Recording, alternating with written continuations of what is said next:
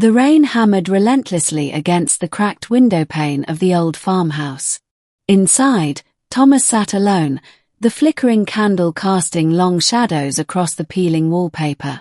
It had been 6 months since she vanished. 6 months since Elara promised she'd return. And 6 months since everything changed.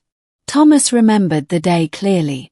Elara had arrived on a night like this, heavy rain, a sky draped in charcoal clouds. She had appeared at the edge of the forest that bordered his family's land, soaked and shivering. Her eyes, though bright with an unnatural luminescence, held a sadness that made Thomas's heart ache instantly. She spoke little at first, but when she did, her voice was like a whisper carried on the wind. "I am not like you," she had said. "But I need your help. I must hide from what hunts me."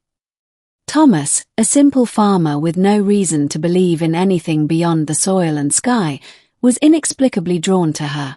Over the weeks, Elara became part of his life, her otherworldly presence mixing strangely with the mundane chores and routines of farm life. She taught him things he couldn't understand: how to read the stars in ways that defied astronomy, how to listen to the wind for warnings, how to feel the earth pulse beneath his feet. But all the while, there was a secret in her eyes. A warning. One night, when the moon hung low and silver over the land, Elara told him the truth.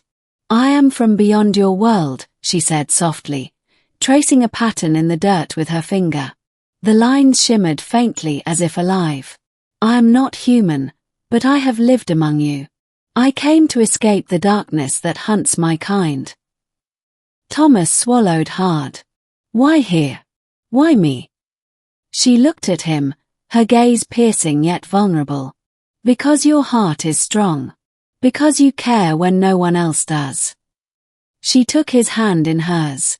It felt warm, alive with something electric. "I must leave soon. But I promise I will return." Before he could ask why, before he could plead her to stay, she was gone. Just like that, vanishing into the night like a dream slipping away at dawn. Days turned to weeks, and the farm felt emptier than ever. Yet, something lingered, something she left behind. The air around Thomas seemed charged, and the soil beneath the farm pulsed faintly, as if alive. One evening, while tending the fields, Thomas noticed something strange. The crops near the forest edge were growing faster than anywhere else, verdant and unnatural. At the center of this lush patch was a small, glowing seedling, its leaves shimmering with an iridescent light. He knelt down and touched it. A warmth spread through his fingers, coursing up his arm and settling in his chest. His vision blurred, and for a moment, he saw a world beyond his own, a place of swirling galaxies, strange creatures, and light that spoke in colors.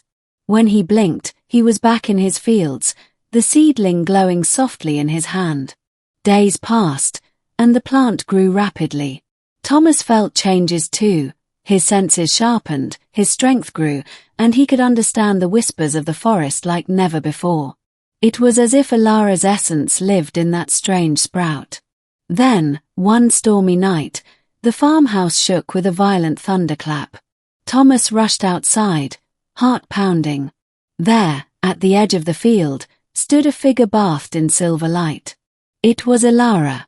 She looked different, more radiant, more alien. Her eyes shone with an intensity that was almost too much to bear. But she smiled. "I told you I would return," she said. "And I brought something with me." From behind her, shadowy shapes flickered, creatures both beautiful and terrifying, beings that seemed woven from starlight and shadow. But their eyes were fixed on Thomas. Elara stepped forward and placed a hand on the glowing seedling, which had now grown into a small tree radiating cosmic energy. "This is more than a plant," she explained. "It is a bridge between your world and mine. What I left behind was a part of me, and now it is part of you." Thomas felt the energy surge through him, mingling with the changes he had already begun to feel. "But there is a cost," Elara warned. "The darkness that hunts me has found this seed. It will come for you." Suddenly, the shadowy creatures around her stiffened, their forms twisting into snarls and claws. The night erupted into chaos. The creatures lunged at Thomas, but Elara raised her hand, and a barrier of shimmering light flared up, holding them at bay. "You must protect the tree," she commanded. "It is the key to both our worlds." Thomas, armed only with the strength Elara's essence had given him, fought alongside her. The battle was fierce, but the creatures retreated into the darkness, warning that they would return. In the aftermath, Thomas looked at Elara, his mind racing. "Why me? Why this farm?" Elara's eyes softened. "Because you have something they do not: humanity, compassion, strength of heart. The seed I left is more than an alien artifact. It is a symbol of hope. If it takes root here, it could heal the rift between our worlds." Thomas nodded, understanding the gravity of the task. "I'll protect it," he promised. Over the weeks, Elara taught Thomas how to nurture the cosmic tree and defend it from the creeping darkness. Their bond grew deeper, transcending the boundaries between human and alien. But one day, Elara looked distant. "The darkness will return stronger," she said. "And I cannot stay. My people need me." Thomas's heart clenched. "Will you come back?" Her smile was bittersweet. "I promised, and I always keep my promises." She kissed him, a touch that felt like a spark igniting a universe inside him, then vanished once more into the night.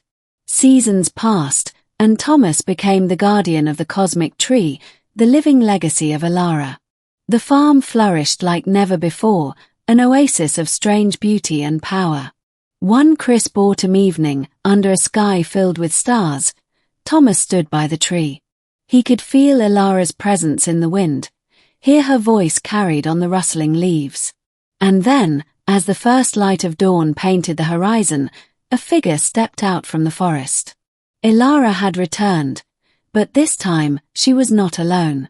Behind her stood a group of beings, both alien and human, united by the promise Thomas had helped keep alive. She smiled at him. "The worlds are healing, and you are part of that healing. Together, we will face whatever comes next."